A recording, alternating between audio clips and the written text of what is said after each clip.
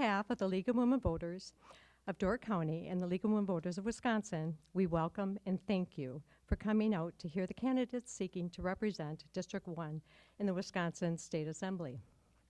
My name is Ann Morgan. I am the chair for the League of Women Voters of Door County. First of all, we want to acknowledge and thank the Southern Door School District and staff for their help and for allowing us to use our facility tonight. Door County, along with the lands our facilities and parks are located on, are on the ancestral homelands of the Menominee Nation. Currently, there are 11 federally recognized Native American sovereign nations in Wisconsin. We acknowledge these indigenous communities who have stewarded this land throughout the generations and pay respect to their elders, past and present. The League of Women Voters celebrated its 100th birthday in 2020, and the League of Women Voters in Door County began 72 years ago in 1952. We are one of 21 chapters in Wisconsin and one of hundreds across the country.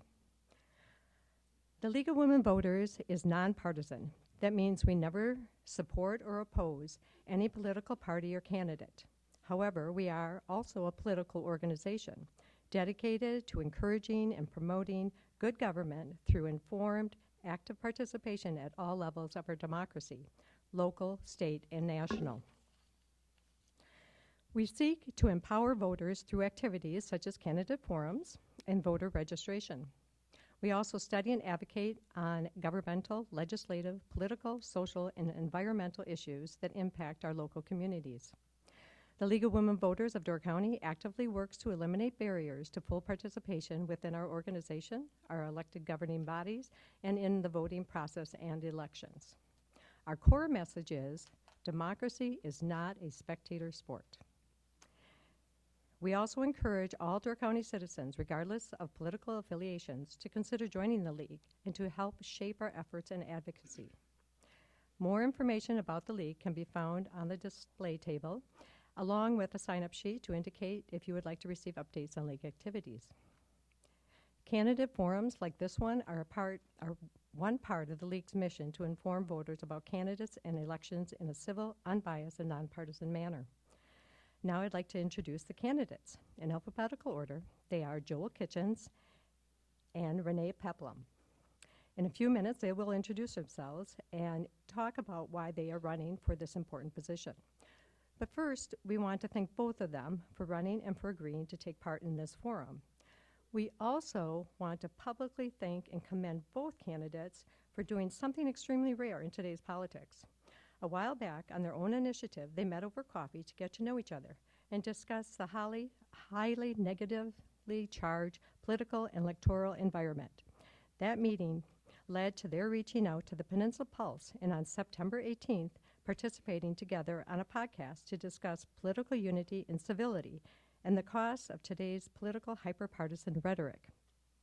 In doing so, they modeled a solution to today's political divisiveness that dehumanizes and distorts in an attempt to divide us. We encourage everyone to listen to the podcast. We and the League of Women Voters of Door County want to applaud both of them and express our hope that other political opponents across the state and nation take a lesson from these two. So thank you. Well done. This forum is not an endorsement of any candidate. The views expressed are solely those of the candidates and not of the League of Women Voters of Door County. Our forums are recorded. Links to tonight's forum will be posted as soon as possible on the League of Women Voters Door County website at lwvdoorcounty.org. We have business cards here tonight. You can grab one of those too if you'd like. And our Facebook page as well. We encourage all of you, candidates and the public, to spread the word and encourage others to view the recording. The forum consists of anonymous written questions and candidate responses. Here's cards. So, on these question cards, we encourage you to ask questions about topics of concern. Questions must be relevant to the position of the Wisconsin State Assembly. Questions must focus on issues or topics and not on any specific candidate. Please use a separate card for each question you ask. When you finish writing your question, raise your card. Runners will pick them up. Each question will be addressed to both candidates. A question posed to only one candidate will not be used. questions need to be worded in a way that is unbiased and concise. Our question screeners will select questions covering a variety of issues. Finally, the League of Women Voters of Door County prides itself on organizing and moderating forums that are fair and nonpartisan. We expect and have never been disappointed in the civil manner in which the candidates and the public have conducted themselves. We know that same code of conduct will be upheld here tonight. Because this is a forum and not a debate, the candidates have been instructed to only speak about and for themselves, their positions, and their ideas, and not about each other. The moderator will promote a civil atmosphere in which all candidates can respond to each question effectively. Toward that goal, we ask that there be no response to candidate answers, no comments, cheering, jeering, clapping, or any other form of demonstration. Thank you. Now I want to introduce tonight's forum moderator, Steve Vickman. Welcome, Steve.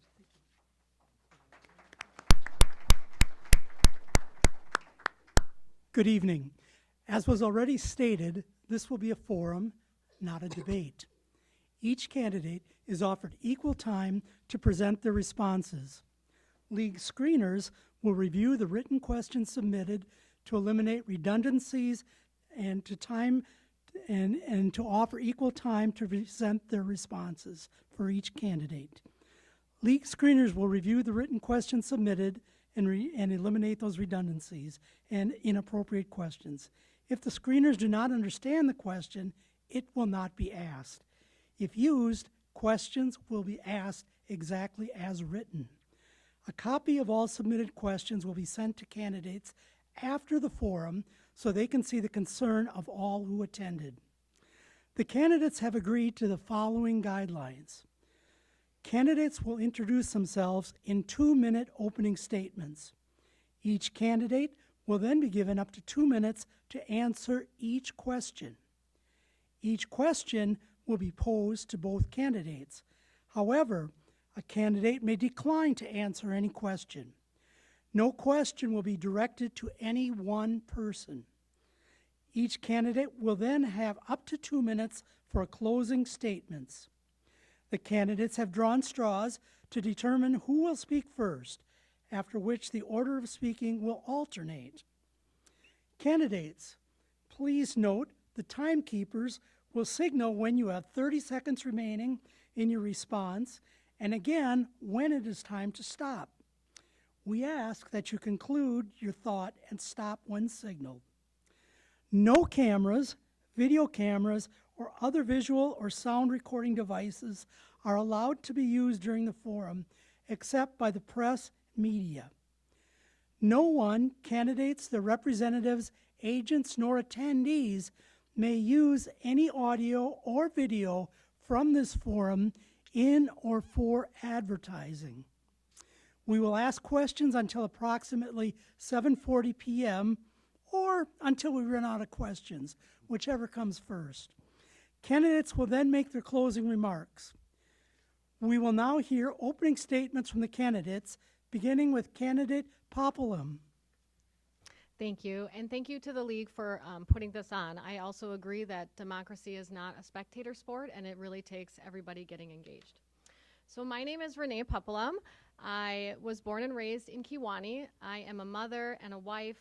I received my bachelor's degree from the University of Wisconsin-Green Bay in the area of human development. I spent most of my career working with children and adults with special needs, so I understand the importance of and the resources necessary to take care of our population's most vulnerable individuals. Currently, I am a professional mediator in Green Bay, where I work with the Manitowoc, Brown, and Kewaunee County court systems. So every day I get in the middle of conflict, and I seek areas of agreement. That is my job. I facilitate compromise between conflicting parties. And that is part of the reason why I am running. When I look at the divisiveness and the divisiveness in Madison, it is frustrating. And I know that reps are civil to each other, but the way each side plays the game is really different. And I think the result of gerrymandered maps have left unresponsive representatives and frustrated voters, myself included. So I believe in working across the aisle in the true spirit of compromise. I want to thank Joel also for agreeing to meet with me for coffee when we put out our first statement. That is really modeling the behavior that we need to see in the state moving forward. And I strongly believe right now that we need to be investing in our working class families to solve the issues that are impacting us most, because when we have a healthy workforce, we have a robust economy. Thank you. Candidate Kitchens. Yeah, thank you. And first off, thank you to the League of Women Voters for putting this on tonight. You know, when I watch TV lately and you see little snips of what people say taken out of context and portrayed as meaning something entirely different from what they said, or, you know, totally misrepresenting what the real issues are, this is the way democracy really ought to work, where you hear our entire answers to questions, and it's a much more intelligent way to really choose our elected officials. So I thank them for that. In my previous career, I was a large animal veterinarian for over 30 years here in Door and Kewaunee counties. I first got involved in public office when I ran for the school board. At the time, Sturgeon-based schools were in a very difficult period, and I really wanted to give back to the community that had been so good to myself and my family. So I ran for the school board, and it was very rewarding, and that eventually led to this. And education has always been one of my big interests, and I am chairman of the Education Committee, you know, in the State Assembly. So the reason I'm running again, this will be my sixth. I've served. This is my sixth election. I should put it that way, I guess. Anyway, I'm running again because I have found the work to be very rewarding, and I have seen that I can make a difference on things. I feel like I've done a very good job of representing the area, and when I look around and I see things that have happened around the state and in our community that wouldn't have happened if I hadn't been there. You know, I see the other day in the Pulse they had an article about the reading, how the teachers from Sturgeon Bay are teaching reading, or not teaching, but presenting on reading to the state superintendent's convention on what they've done and the vast improvement they've seen. And I know that the bill I wrote on that will be spreading that same message around the state. And when I see Potawatomi Tower still standing, and I feel like if I hadn't been in office, it probably wouldn't be there anymore. It is very rewarding, and there's a lot I want to do yet. And again, I thank you all for being here. Thank you. The first question of the forum goes to candidate Paplham. What are your top three priorities if elected? So if elected, I think we really need to take care of the immediate needs of Wisconsinites who are struggling right now, and there sure are a lot of them.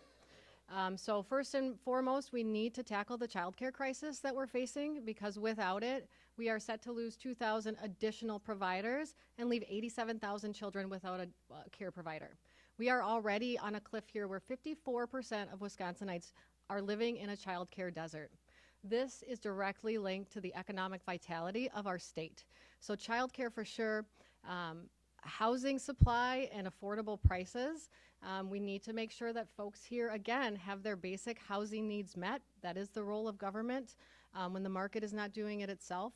And also helping folks access affordable and quality health care would be my top three. Thank you. Candidate Kitchens, what are your top three priorities if elected? Well, to put it under a big umbrella, I think my main priority is to make Wisconsin, our economy, as strong as it can. Right now, people are struggling with the inflation that we've seen in the last few years, and I want to get our economy back on track. I want to make Wisconsin a destination for people to move. I think when you look at around the Midwest, the states that are losing population, Illinois and Minnesota, those are the high tax states. So we need to be able to deliver the services that are important to our constituents, but do it in a fiscally responsible manner. So I want to reduce our taxes and let people keep as much money in their pocket as possible. Specifically, very specifically on the tax front, I would like to make retirement income tax-free. I think we have too many people that are retiring and leaving our state, and all the contributions of the senior citizens are being lost to these other states. So I think that's very important. In education, I have, again, I intend to be the chairman again, and I have a lot to do there. I think I'll be working to continue to fully implement the science of reading and the reading initiative that I started in the last session. There are some other things I think that we shouldn't be allowing cell phone use within our classrooms. I want to leave that up to the local schools to decide what that looks like, but I think that's an important one. And math instruction on top of reading, I think it's very important that we come up with standards and follow what we did with reading, where those kids that are not reading at grade level, are put on a plan, and they're kept on that, an individualized plan, until they catch up to grade level, because we know their whole future is dependent on that. And down the line, we need to get reading done first, but down the line, we need to do something similar with math. Thank you. The next question goes first to candidate Kitchens. Wisconsin is one of 10 states, mostly from the South, that has not expanded Medicaid funding, which is a federal program that provides health care for low-income people. Estimates range from 27,000 to 50,000 Wisconsinites who would benefit from the expansion. Are you in favor of this expansion or not? And please give your reasons. Absolutely. You know, when I ran for office 10 years ago the first time, and they asked me that, I said I thought the legislature had made a mistake in not accepting expansion, because it's a complicated issue, and like the vast majority of people, I didn't really understand it. Now that I understand it more, I think it was the right decision. What the expansion does is, first off, everyone up to 100% of the federal poverty level in Wisconsin is covered by Medicaid. What the expansion would do is raise that to 133% of that level. Now, when you say that there are all these people that would benefit from it, that's not really true, because every one of those people can get insurance right now, real insurance, not Medicaid, where a lot of providers won't even see you, that for pennies. I mean, the last I looked in our region, 18 cents a month for real insurance, and health outcomes are much better. People look at this as free money that is going to be sent to us. It is not free money. I'm on the board of Door County Medical Center, and I see these things. The first estimate that came out is our insurance premiums, because Medicaid only reimburses at about 2/3 of the cost of the health care, of what it costs to provide the health care. That's not the charge, but that's the cost. So for every Medicaid patient that a doctor sees, they are losing money. So the estimates were that it would cost $600 million in increased insurance premiums around Wisconsin if we accept Medicaid expansion. It's very, very difficult. If we could get people to go on the Affordable Care Act exchange rather than insurance, it's so much better for our healthcare providers. We had a major hospital out in Eau Claire just fail this year because they had such a high percentage of patients on Medicaid and Medicare. This is not a simple issue. It is not free money for Wisconsin. I think we need to think through it very carefully. And Wisconsin, I'll also point out, is ranked in the top 10 for healthcare around the country. We do a very good job with healthcare here, and I don't think we should screw it up. Thank you. Ms. Paplham, same question. Wisconsin is one of 10 states, mostly from the South, that has not expanded Medicaid funding, which is a federal program that provides health care for low-income people. Estimates range from 27,000 to 50,000 Wisconsinites who would benefit from this expansion. Are you in favor of this expansion or not? And please give your reasons.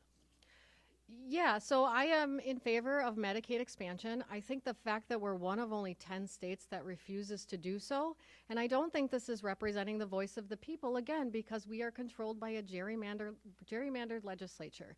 I think most Wisconsinites believe that we should expand Medicaid, even if it is a complicated topic. We are the richest, most powerful nation in the world.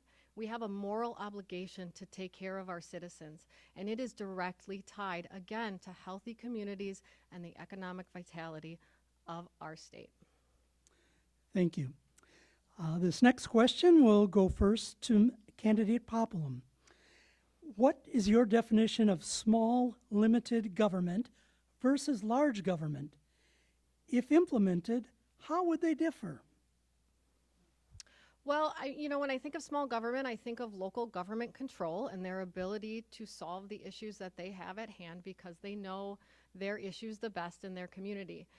When I think of big government, there are problems that we just cannot tackle on our own, one being the child care crisis, the other being PFAS contamination and issues like that. So we do need a balance of big government and small government. However, we need to use small government whenever possible and call in the big guys when we need extra help. Thank you. Candidate Kitchen, same question. What is your definition of small limited government versus large government? And if implemented, how would they differ? Yeah, I think the big difference, and frankly, I think it's one of the differences between the parties, is that, I think that the Republican Party is more the party of personal responsibility, where the government can't solve every issue for every person. And, I'm 100% in favor of helping a person when they fall down, but I don't want to carry them. When you see, I'll throw out an example of, there was a proposal in the last budget to spend $500 million to provide free lunch to all kids. Now, I want kids that can't afford lunch, I want them to have a full belly because I know they're going to learn better. But the way they did that is to provide lunch then for every kid. It's just, that's the way big government works. And I certainly agree that the government on the local level is much more efficient, and whatever we can do on the local level, we will do. But I think the difference between big government and small government is the realization that government cannot solve every problem, and people do have to take responsibility for their own lives. And just because it's not your problem isn't your fault doesn't mean it's up to the government to solve it for you. Thank you. Next question goes first to candidate Kitchens. What is your opinion of term limits for elected officials? Overall, I support term limits. I mean, certainly on the federal level. I mean, I do think that at the state level, to be honest, we don't make enough to make a career out of this. So I don't think it's nearly as big an issue on the state level, but I wouldn't be opposed if it happens. I do think on the federal level, I'm certainly in favor of it there. Thank you. Candidate Paplham, same question. What's your opinion on term limits for elected officials? So I am for term limits. I mean, I think that really starts with a conversation of voters in the state and what they're comfortable with. But yeah, I mean, I think that we set limits and people either move up or they move out, but we always need a refreshing of new ideas and new leaders so that we really can keep this state moving forward. Thank you. Next question goes first to candidate Paplham. What are your thoughts on the non-citizen voting rights referendum for Wisconsin? So that's something that we already have a rule and a law for. I think my concern with that is when we're starting to talk about these issues, I think it's leading to areas where we can potentially have and make it more difficult for average people to vote.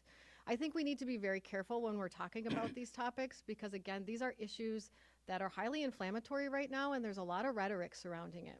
So the fact that we bring it up at a time when we don't even need it signals a lot to me about the other side's priorities when we should be focusing on the immediate needs of our voters here in the state of Wisconsin, because we know non-citizen voting is not a thing here. We have the fairest and safest elections in the state of Wisconsin, almost in the entire country. So it's a non-issue for me, and I'm really sad that it's on our ballot. Thank you. Candidate Kitchens, what are your thoughts on the non-citizens voting rights referendum for Wisconsin? Well, I certainly agree that there's a lot of rhetoric around this, but I don't think that there should be. This is really simple. It's not about non-citizens cheating in our elections. All it says is that, and first off, I should say, this is happening around the country. In California, in New York, in Maryland, in Vermont, there are municipalities that have decided it's okay for non-citizens to vote in local elections. Now, most people think non-citizens should not be able to vote. I think the polling would show the vast majority of us do not think that. No, it has not happened in Wisconsin yet. Absolutely, it has not. But when you see it happening there, and it's getting challenged in these states, in New York they threw it out and said, no, that's unconstitutional. You can't do that. But in Maryland and a couple of the other states, they allowed it. This has absolutely no effect on anyone else. You don't have to show any extra ID. It doesn't affect anybody living abroad or anything else. This should be the simplest thing ever. And yet, I think it's because of it's almost like the parties, it's like sports teams where we can't let the other side win. And because this is a Republican proposal, that's why it's being opposed. Because I challenge anybody, give me a scenario where this referendum would hurt a citizen's ability or difficulty in voting. Thank you. Next question goes first to candidate Kitchens. It has been reported that the state has a record $4.6 billion budget surplus.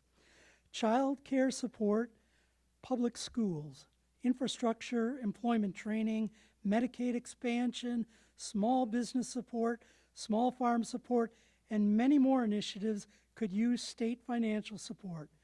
What would you recommend be done with the state budget surplus? Okay, first off, it's really important to understand that surplus came from pandemic spending from the federal government. Every state in the country had a surplus because of the pandemic. When they send everybody a check, they spend it, we get it in sales tax. So that's the reason we have it. This is one-time money. It is not money that we can count on going forward. So we have to be very careful how we spend that we do not want to use it to create new programs that we then have to pay for. So what we did in the last budget, we spent a lot more on infrastructure. We tried to do some tax cuts.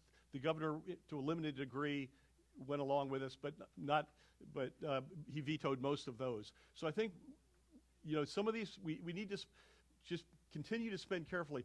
The governor's proposal in the last budget, we went into the last budget with a $7 billion surplus. His budget that he proposed would have turned us into a $2 billion deficit. California had an $85 billion surplus from the pandemic, and they went into a $20 billion deficit. We can't do that. Minnesota, very similar situation. We cannot spend like that on things that have an ongoing cost to them. So all of these things that you mentioned, those are all important areas, but we need to be very judicious in how we do it so that we don't create, a structural deficit within our budget. Thank you. Candidate Paplham, it has been reported that the state has a record $4.6 billion budget surplus. Child care support, public schools, infrastructure, employment training, Medicaid expansion, small business support, small farm support, and many more initiatives could use state financial support. What would you recommend be done with the state budget surplus? So like Joel said, I believe in fiscal responsibility. I believe in putting those dollars to really good work and not having to use them all. That's a good idea. We have critical areas that need our attention, and the average Wisconsinite who's struggling shouldn't have to beg their legislature to invest in their problems. So we need, again, it's going to directly impact our economic security here in the state of Wisconsin if we do not help prop up the child care industry. So that's first and foremost. Taking care of some of these problems will help on the back end and boost our economy. So things like child care investment, again, investing in access to affordable health care and housing.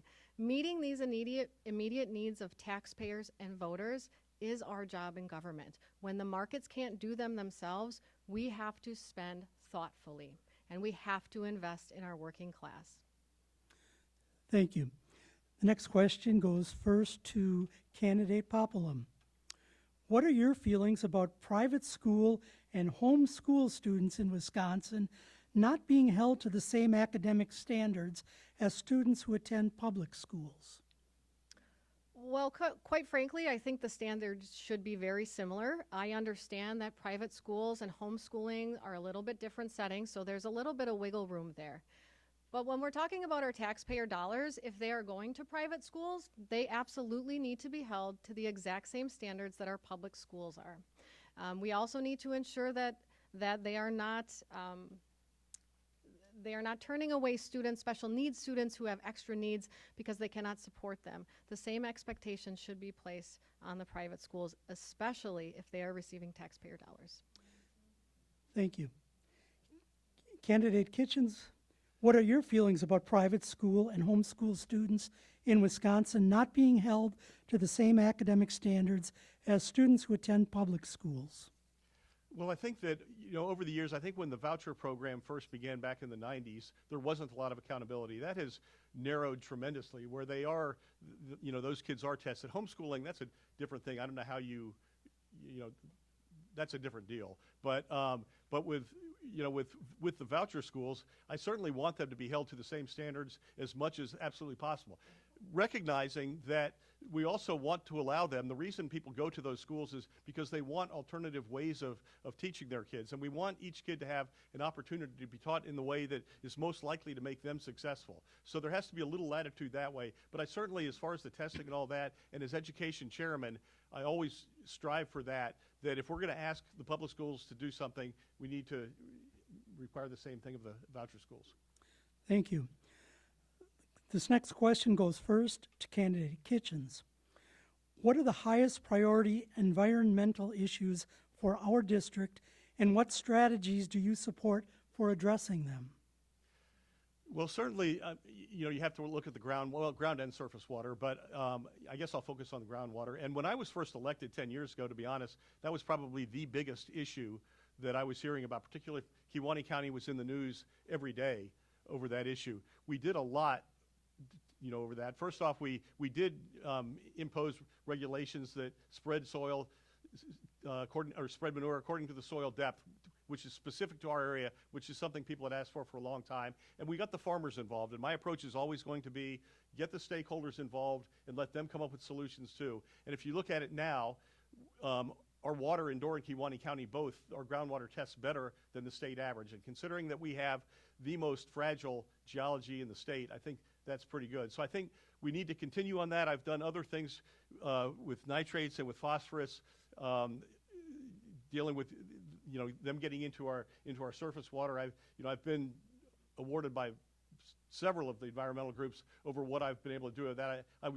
Previous to being the education chairman, I was the chairman of the environment committee, so it's always an important issue to me. But I think while we still want to continue to look at these things going forward, I think we need to recognize that we have come a long way, and we've done a lot of good. Thank you. Candidate Paplham, what are the highest priority environmental issues for our district, and what strategies do you support for addressing them? I agree with Joel. Definitely clean water. That is a historic Kewaunee County problem, and Door County, we're knocking on the door there too. So number one here in the state, we could have the Joint Finance Committee release the $125 million PFAS money that was meant to be used. It's already been budgeted, and it's being held up by Republicans in the Joint Finance Committee. So that's number one, to start even addressing just the tip of that iceberg. We know there's a lot more to come. And then working again across the aisle and with all different businesses and farmers to identify solutions that we may come up with using the resources of our state or federal government. And then also trying to incentivize realistic, sustainable farming practices in our district. Thank you. Next question goes first to candidate Paplham. Will you support passing legislation during the 2025 legislative session and enacting into law the requirement that Wisconsin adopt an independent, nonpartisan redistricting process to ensure that no political party can create state legislative or congressional voting districts to favor their own political party, nor be able to gerrymander Wisconsin's voting maps in the future? Yes, absolutely, and as soon as possible.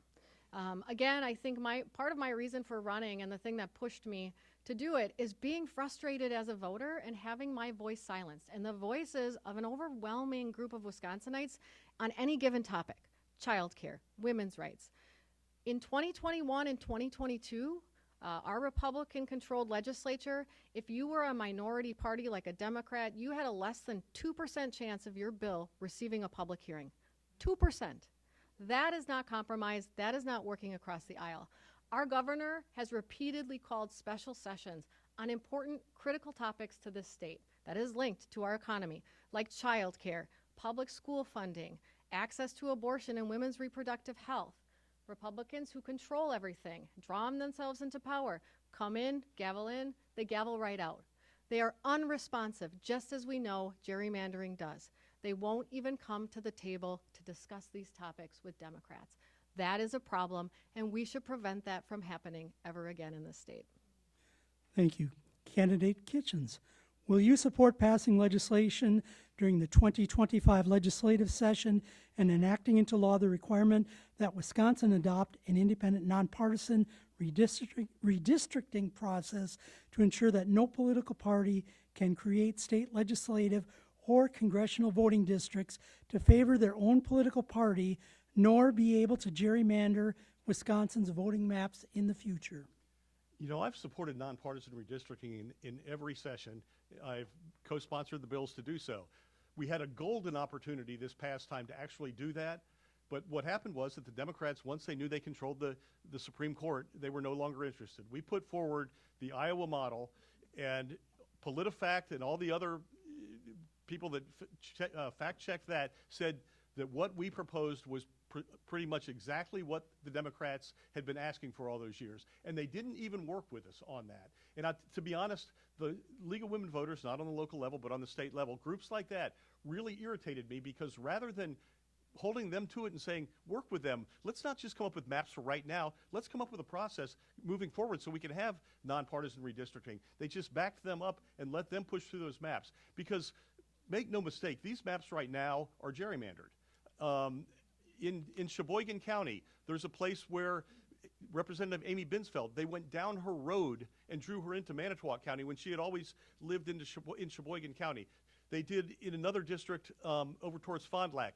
They cut the district 15 feet from the home because they wanted to pair him with another legislator. They did not do those things to Democrats. It was only to Republicans. So we do not have nonpartisan maps right now, and I wish we had done it, and I would love to do it, but I frankly, I no longer trust the people in the past, the Democrats that wanted to get it done and who I talked to at the time and who always wanted nonpartisan redistricting until they thought they could draw the maps. Then they didn't want it anymore. That's been the history of gerrymandering. And just to respond real quickly to one thing that she said about the gaveling in, gaveling out.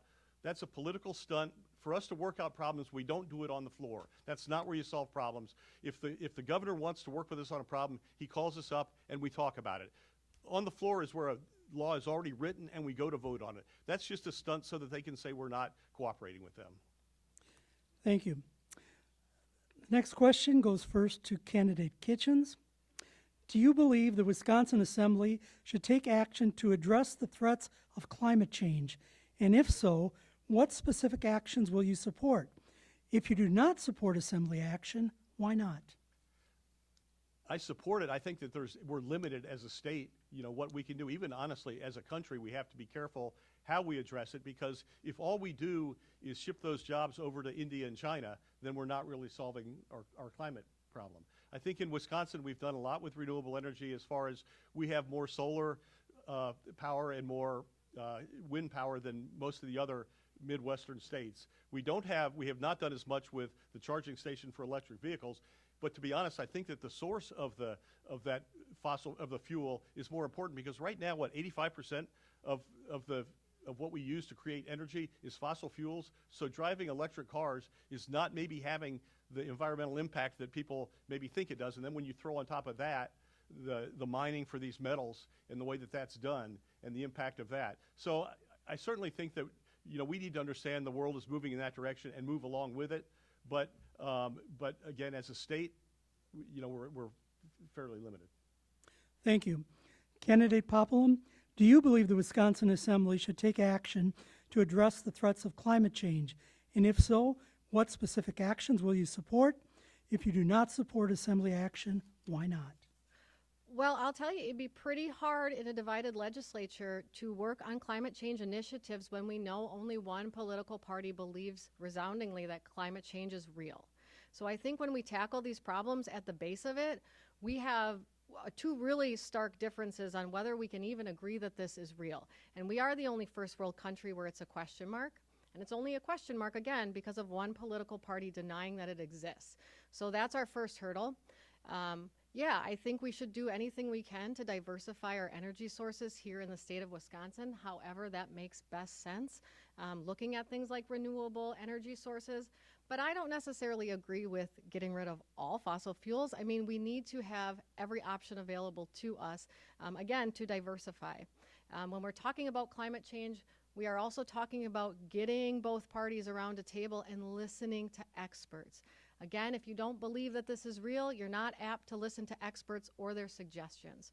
So I think if we want to tackle issues of climate change, we're going to need a leadership change in Madison. Thank you.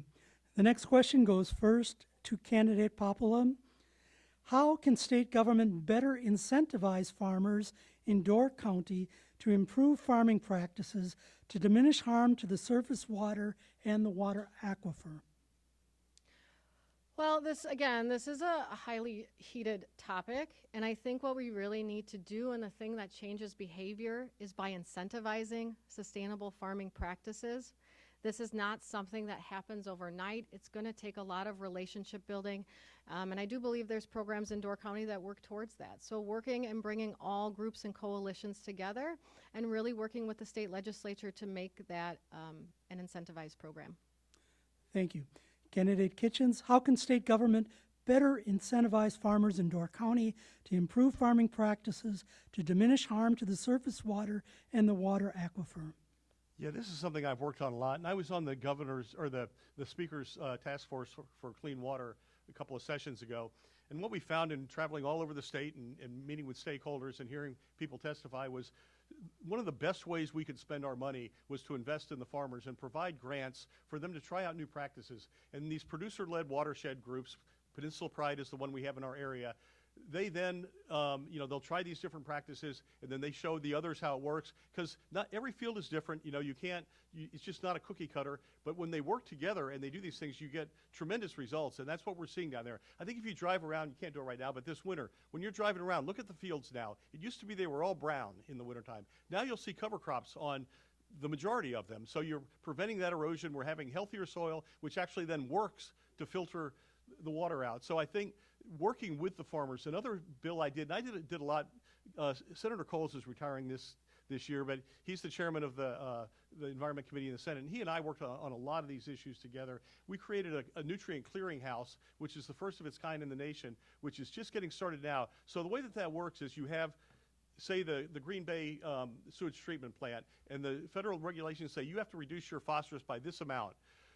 And this is that's an actual case that happened down there, but it would have cost them like $300 million, which then they would have had to pass on to rate holders. But instead, they could contract with farmers and say, well, how about if we pay you this and you don't use this field where there's a lot of runoff and that kind of thing, and you get more, it has to have a greater impact. It can't just be equal. It has to have a greater impact.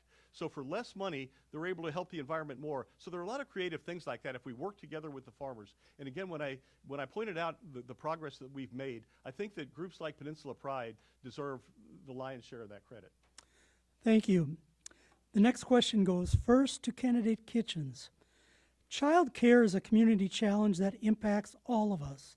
Families and businesses need affordable child care so that our communities thrive. With the expiration of child care counts in 2025, what legislation will you introduce or support going forward? Yeah, child care, it's obviously an important issue, and it's a very difficult issue because just the economic model of it for these child care centers to be able to charge enough and then for working people to be able to pay that and still make it worth their while to go to work is just very, very challenging. Child care counts was a pandemic program, right? The federal government came in and paid these child care centers because otherwise, frankly, they'd have gone out of business. But then Governor Evers wanted to just continue this on forever. I want to help child care. I want to make child care more affordable, but I do not believe just throwing a bunch of money at these child care centers is the proper way to do it. I'm all in favor of targeting it when you have lower income people, whether it's tax credits and that kind of thing.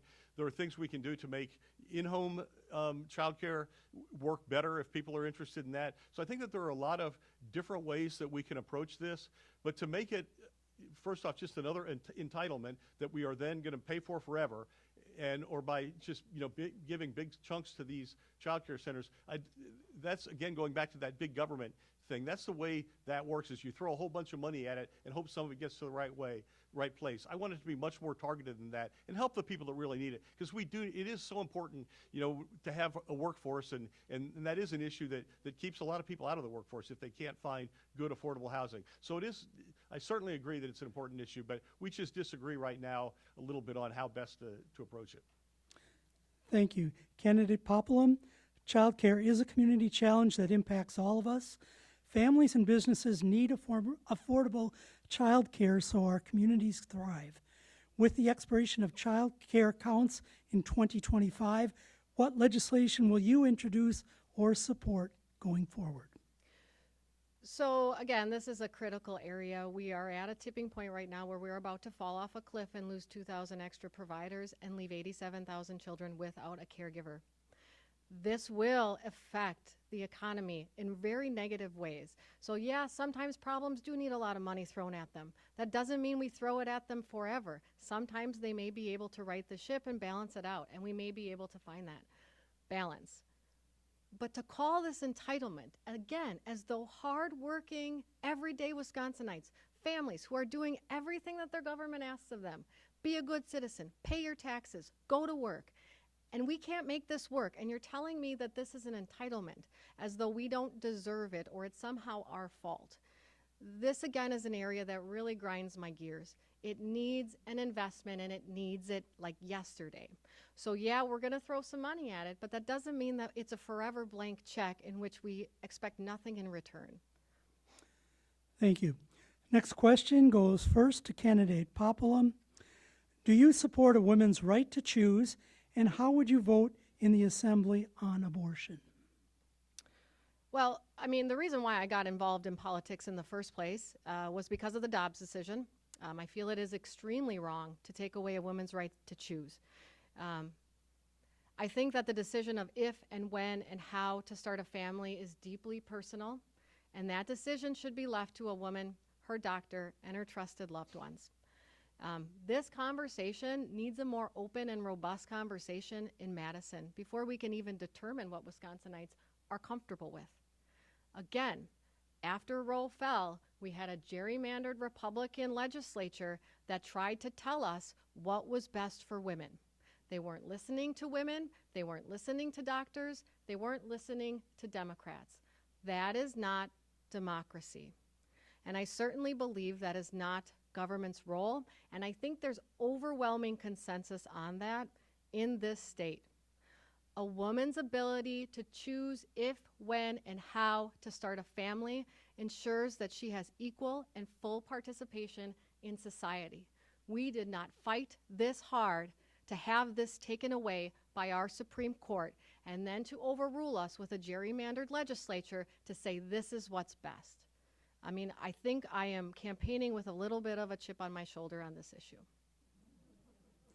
Thank you.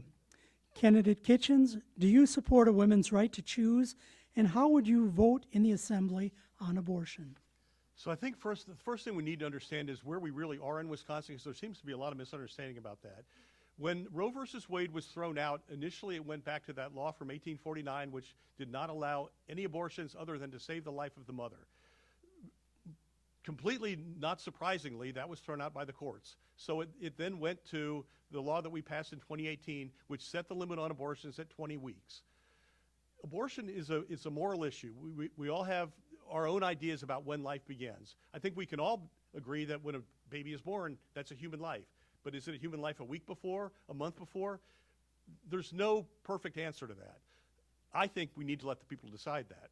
Now, what we voted on in the Assembly and what we passed, first off, 20 weeks is a higher level than almost any country in the world.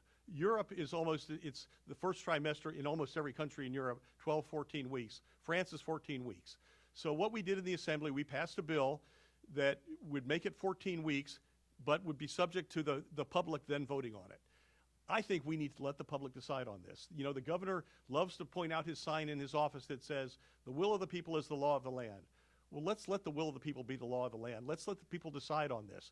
We all have, again, it's a moral issue. We all have our differences on this, but we need to put this to bed. I don't think that we should be, with all the issues we're facing in the country, I don't think this is the issue, a moral issue like this, that we should be choosing our leaders on. Let's just let people decide. Thank you. The next question goes first to candidate Kitchens. What is your position on returning the funding of our state parks to the general revenue fund as opposed to just money from passes, camping fees, and concession agreements? Well, I mean, I've always been a great supporter of the state parks, and obviously in Door County more than anywhere in the state, they're very important to our economy. I think that we need to look at that. You know, when we switched over to it being basically self-sufficient, being paid for by park passes and that kind of thing, in spite of maybe a lot of what you heard, the funding actually wasn't that bad. But we do need to look at that. I want our state parks to be funded adequately, and if that means using general fund money, you know, I'm fine with that.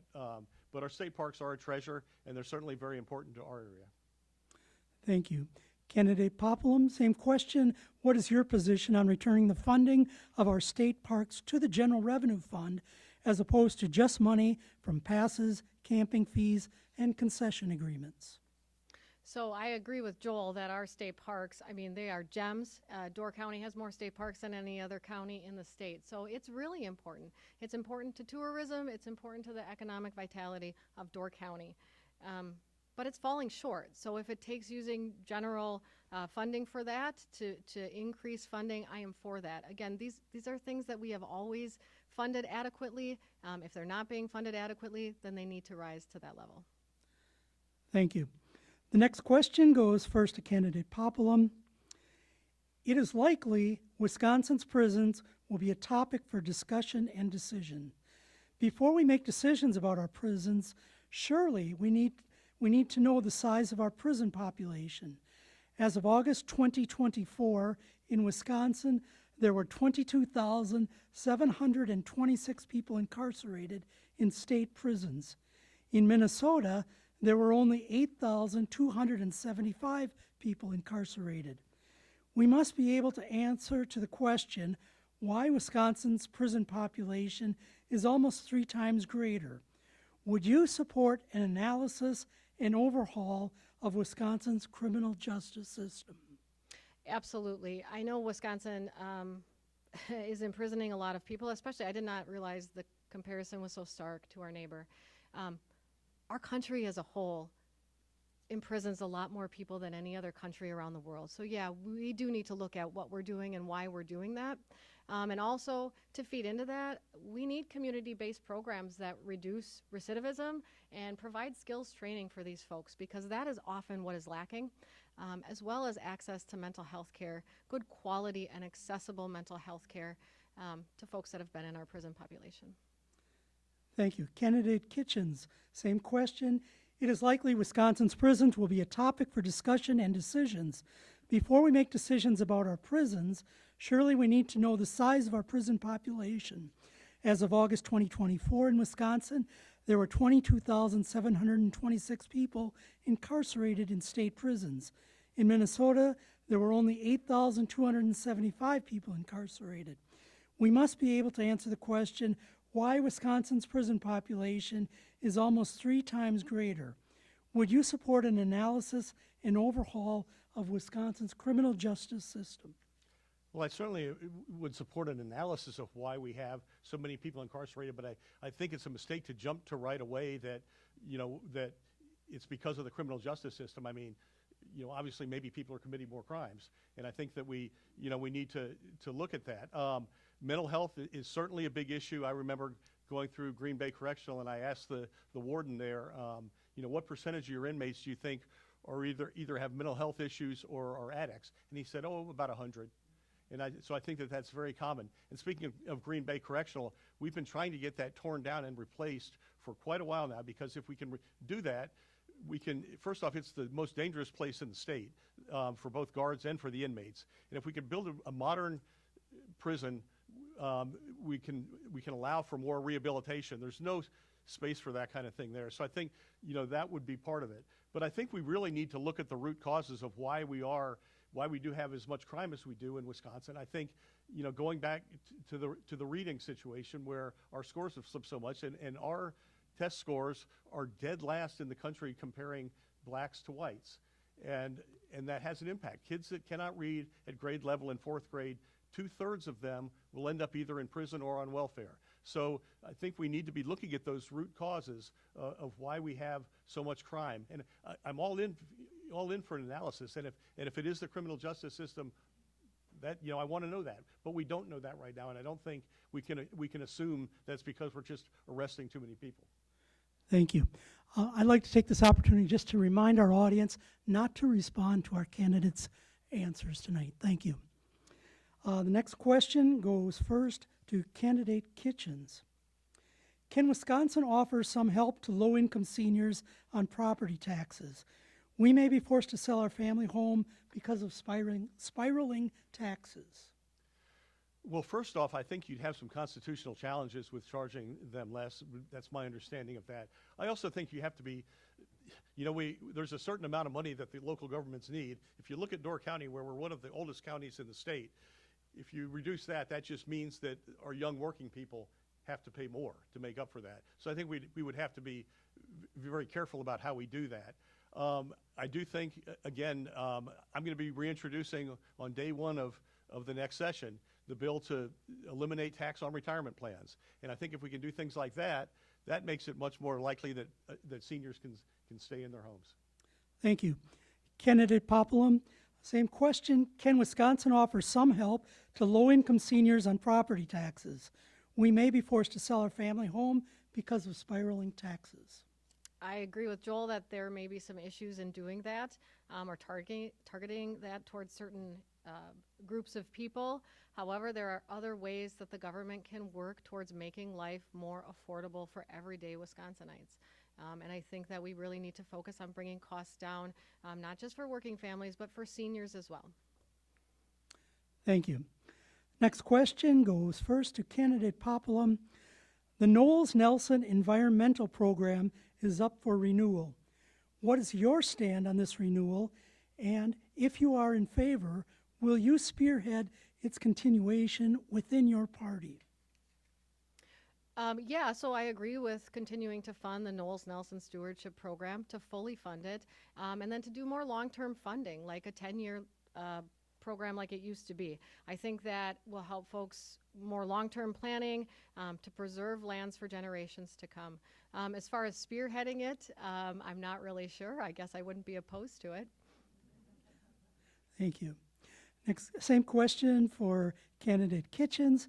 The Knowles-Nelson Environmental Program is up for renewal. What is your stand on this renewal? And if you are in favor, will you spearhead its continuation within your party? Yeah, I've been a longtime supporter of Knowles-Nelson. Back in 2016, I think Governor Walker at that time was going to zero the program out, and I fought with a couple of others to save that program, and actually Gathering Waters named me their policymaker of the year for my efforts on that. So I've always been a supporter of it.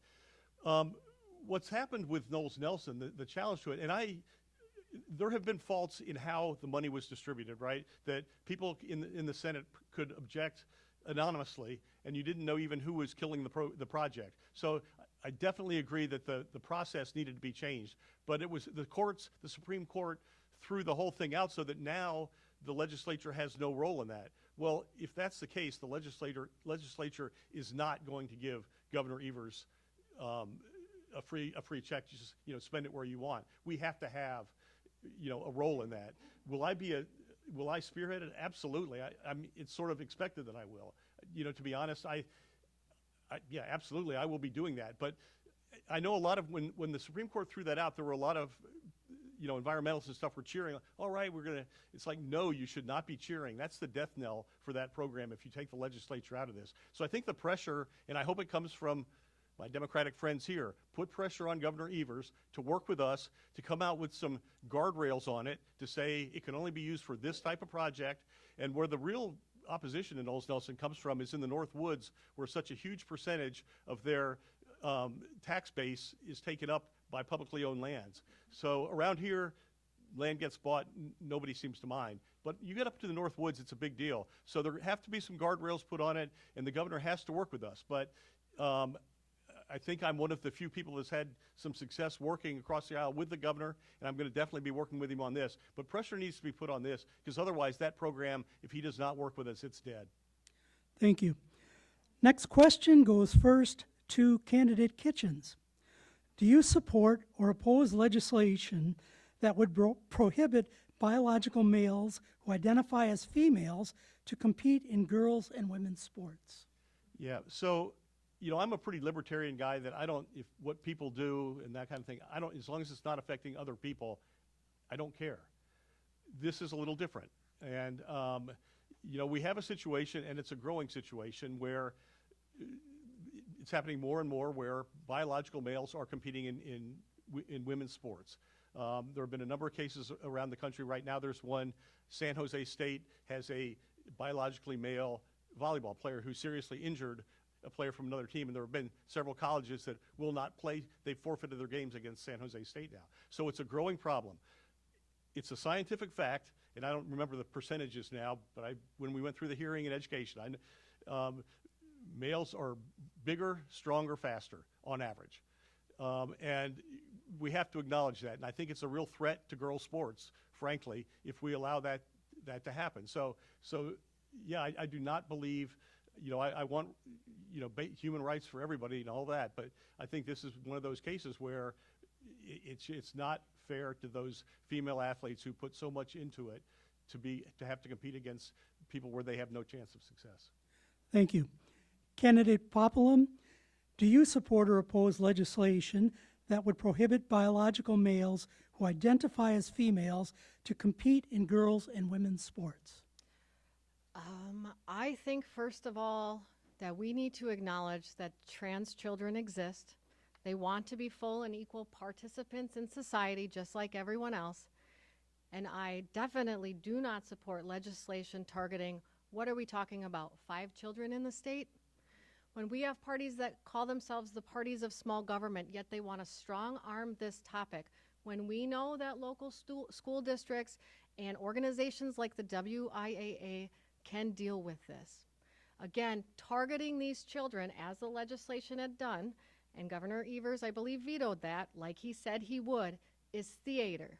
And what it does is it further harms the trans children who are already more than likely struggling with their adolescence. So, not that this isn't a topic we can't all come to the table and have civil discussion and debate around, but if you're asking me to prioritize something that is affecting effectively 5, 6, 7 children in the state, no, I'm not for that. We have a child care crisis to fix. We have a housing crisis to fix.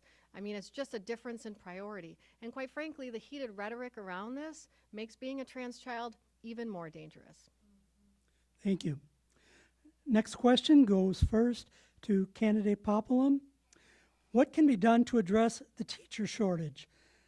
Close to 50% of our teachers are considering leaving the profession. Yeah, so this one's a really tough one. And I think over the years, having defunded, or not defunded, but slowly not funding public education has led to this, again, kind of critical state that we're in. And we are losing teachers who are burnt out because they are passing legislation like great new reading bills, but then not giving them any funding because it's being held up by Republicans in the Joint Finance Committee. We have got to support our teachers.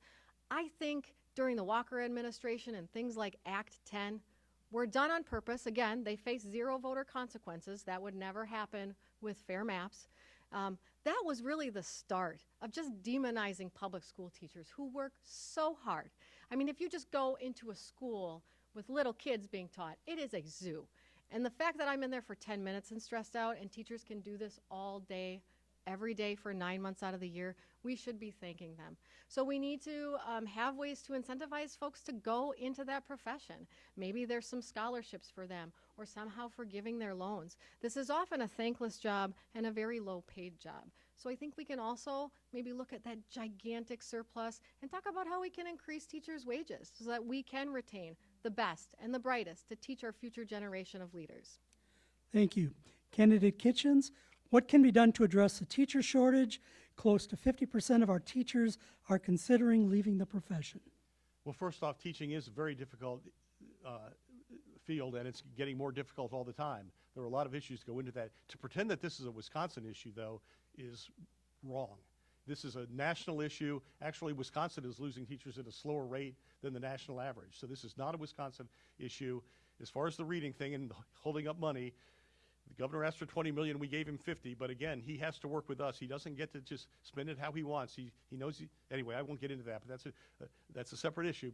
But some of this misinformation that's coming across here, I have to address a little bit. I think there are things we can do to address the teacher thing. There's what we've started working with a little bit, and I've worked with the Luxembourg-Casco School District. We'd like to make a better model of this, where kids that are interested can start taking some classes while they're in high school, so that then when they get to college, they can, they can finish in a pretty quick period of time. There are a lot of different things that we can do to incentivize. We've had programs to give tax incentives to people that choose to go to rural school districts where they struggle especially. But it is a real problem. Milwaukee, God bless them, they're bringing in from other countries, and I mean, they really have a tough time there. But it's a big issue. Of course, there's a worker shortage. It's not just teaching either. It's in many, many, many fields. But teaching is such a critical one that we certainly need to address that. Thank you. Next question goes first to candidate Kitchens. Marijuana legalizations has been moving across the entire country, red and blue. There are those that have stated that Wisconsin should wait until the federal government does, when all of our neighboring states have gone with the will of their voters. Why should Wisconsin residents ignore the majority opinion here? Well, I've always supported legalizing medical marijuana, but I just think it's going to be tough right now to get it passed for recreational marijuana. And I do think absolutely the federal government needs to do this, because not everyone appreciates this, but in these states like Illinois where they say it's legal, it's really not legal. They're still breaking federal law. State law cannot supersede federal law, which is why these companies can't do banking, for instance, because it's against federal law. And as far as the medical part of it, if they would classify it at a lower level, then we could do research and find out what does it work on, what doesn't it work on, and those kinds of things. So I think the federal government, we're letting them off the hook by letting them say, oh, we'll just let the states handle this. That's a real cop-out. It really should be handled at the federal level. I mean, I think it's inevitable that eventually we will have legalized marijuana in Wisconsin. I don't think it's going to happen real soon, and I don't think people should pretend that there isn't a social consequences of this. I think if you talk to law enforcement, they are dead against it. You talk to people in Colorado where they've had it the longest, and the increase in homelessness and that kind of thing since they went down that path. It's not a harmless thing, and I particularly do worry about the effect on young people. There's definitely an impact on brain development. Thank you. Candidate Paplham, same question. Marijuana legalizations have been moving across the entire country, red and blue. There are those that have stated that Wisconsin should wait until the federal government does, when all of our neighboring states have gone with the will of their voters. Why should Wisconsin residents ignore the majority opinion here? So I agree with Joel that the government does need to work to reclassify marijuana. It is not a Schedule I narcotic as it is currently slated. I think we need to tread lightly here. I agree that there are going to be consequences to doing this, but our neighboring states have provided a roadmap on the things that are working well and the things that aren't working well. And we can safeguard against some of those issues that are maybe a little dangerous to communities, and to make sure that youth aren't using it. However, we are giving a lot of money to our neighboring states. It is not stopping human behavior, okay? People are still getting it. We're losing out on the tax money. And right now we know we could use even more tax money. So I think that, yeah, this is probably a topic we should leave up to voters, but that doesn't mean it's a blank check and there's no restrictions or regulations around it. We do need to work with our neighboring states, Minnesota, Michigan, and Illinois, find out the things that make sense for us to do that can help keep communities safe. Thank you. Next question goes first to candidate Paplham. Can you identify one state issue on which you disagree with your party or think that their position has gone too far? Well, I don't spend a lot of time thinking about this. I will say this. In terms of a topic, nothing specifically comes to mind where I'm just like, darn those Democrats. But I will say, just like Joel and I have done, and just like I see the Republican Party needing it, I think we can all pick up our decorum and act a little more respectful every single day. I have seen some representatives' Facebook pages and some of the culture war topics that they post, and it's really damaging. And it's really sad to me that leaders take that platform and they use it to stoke anger and fear. So I think at a minimum, we could all pick it up a notch, model the behavior that we want to see out of our own children, and be great examples of leaders for the state of Wisconsin. Thank you. Candidate Kitchen, same question. Can you identify one state issue on which you disagree with your party or think their position has gone too far? Well, first off, I'm glad she had that one first, because that's a tough one just off the top of your head. I have voted against my party numerous times, and I do think you'd be hard-pressed to find any Democrats in the legislature voting against their party. They just do not do that. They vote as a bloc. So, but as far as there are things, I think on the abortion issue, I think within my party there is a wide range of where people are on that one. So I don't know what I would say I don't know that there is one, this is the party issue. I will say, though, the problem we have on both the federal and the state level is you can have a small minority within a party, a majority party, that can really carry too much of their weight. We saw it on the federal level in trying to elect a Speaker of the House, right? Because a very small minority was able to block that. And we see that on the state level as well, where a small minority of Republicans are sometimes able to block what the majority of us would like to do. But certainly that's one where I'm certainly not with I guess the far right on that issue. I think there's some healthcare things, some other issues where I've disagreed. But I've voted against the party a handful of times every session. Thank you. Believe it or not, we've reached the final question for this evening. And that final question goes first to candidate Kitchens. Do you support the legislature providing a referendum for Wisconsin citizens to vote on overturning Citizens United? We don't have a mechanism to do that, honestly. We just,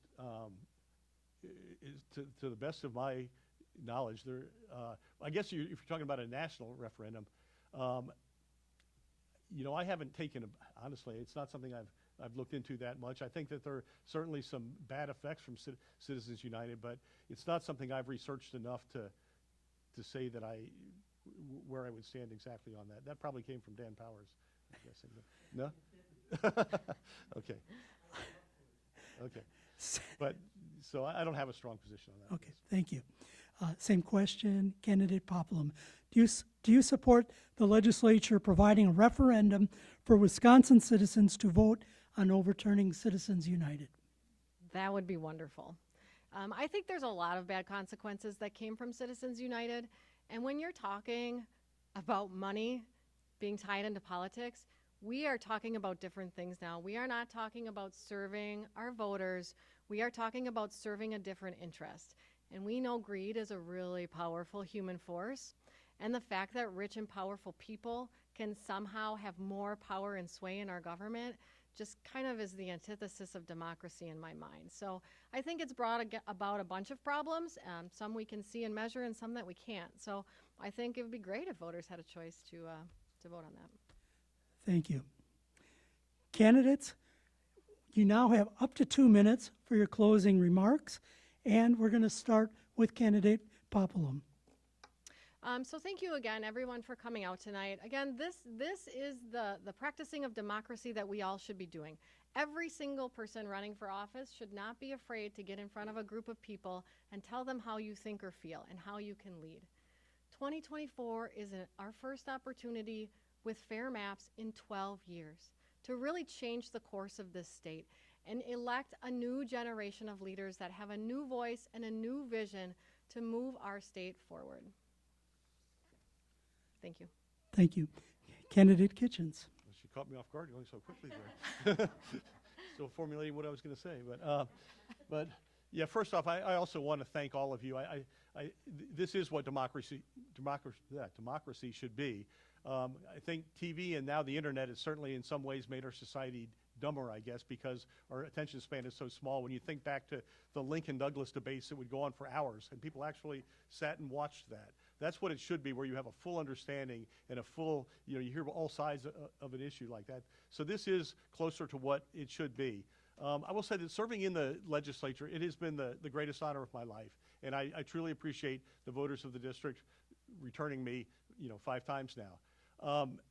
I do think that I have been an effective advocate for our area. And I think that if you would talk to the Democrats in the legislature and ask them which Republicans can they work with, my name would be in the top couple always. And, I think when I talked about the reading bill a couple of times, but when I did that, before I even did it, because Governor Evers had vetoed it, a smaller version of it previously, I said, I'm not going to do this and beat my head against the wall if he's not going to sign it. So I went in and talked to him. I don't think anybody else has ever done that. And he agreed with me on it, and I was happy to hear that, and we were able to come up with something that actually worked and that is now a very important law. So I have that ability. I think in the split government that we have right now, I have that ability much more than the vast majority of those legislators to get things done. So I do think I've been able to get more done. Just the legislation that I've done has been more impactful. We pass a lot of little things that affect a few people, legalizing meat raffles at churches and stuff like that, But I think I've had more impactful legislation than I've been able to do because I've built allies and trust within the legislature. And I hope to go back and continue that work because there's a lot I could do yet. Thank you. Thank you, candidates, for participating in tonight's forum and for serving if elected. You are invited to remain for a few minutes after this forum to give the public the opportunity to meet you and visit with you personally. Thank you, audience and viewers at home. We hope this forum has been helpful to you as a voter. Remember, the general election is on November 5th.